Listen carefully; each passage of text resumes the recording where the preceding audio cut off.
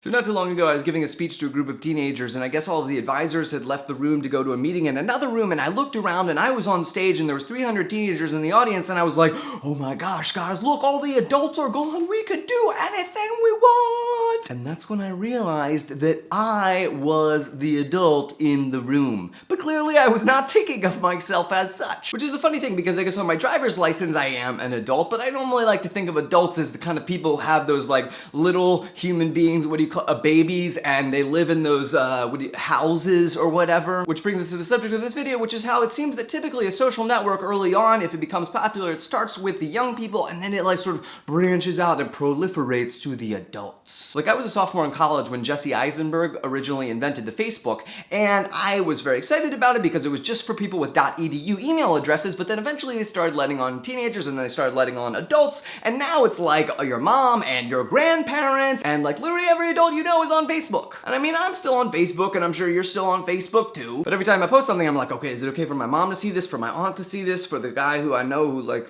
you know, every adult that I know is gonna see it. Because I don't know about you, but for my mom, and bless her heart, I love her, she's a wonderful person, but she reads everything I post on the internet. Like on Twitter, she doesn't even have a Twitter account. All she does is just go to my Twitter page and read everything. Which means that she also reads my @replies, that is the tweets that I send individually in reply to people when they tweet to me. So I'll see my mom and she'll be like, what was that thing that you were saying to that one person on the internet? And I'm like, Mom, that was a private conversation between me and one person. Like, I feel like you're virtually eavesdropping on all of my conversations. So with every new social network, I feel like there's sort of this life cycle. Like when I first got on Instagram, you know, it was just like you guys and me, and we could be silly, and I'd post like lots of silly photos. But now everyone, including my mom and my aunt and all those people, have Instagram, so I have to like think before I post each Instagram, do I want all of the adults in the world to see this one? Because obviously by its design, Snapchat is private and the messages disappear immediately. Which is cool because, you know, there's so much pressure when you post something on Twitter or Facebook. I mean, you've heard all of your life now that if you post something on Facebook, it's probably gonna prevent you from getting a job at some point in the future. And as you may or may not know, the Library of Congress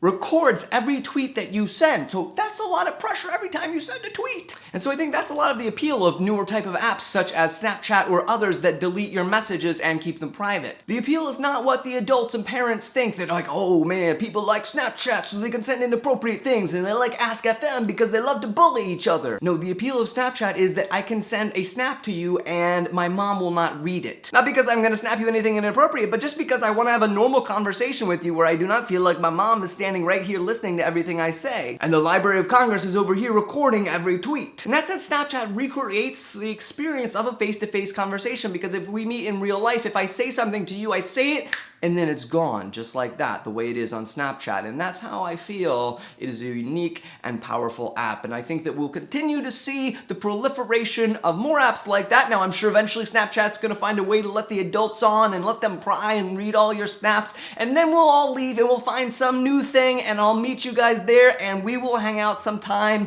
on that social network. Please subscribe for a new video from me every Tuesday.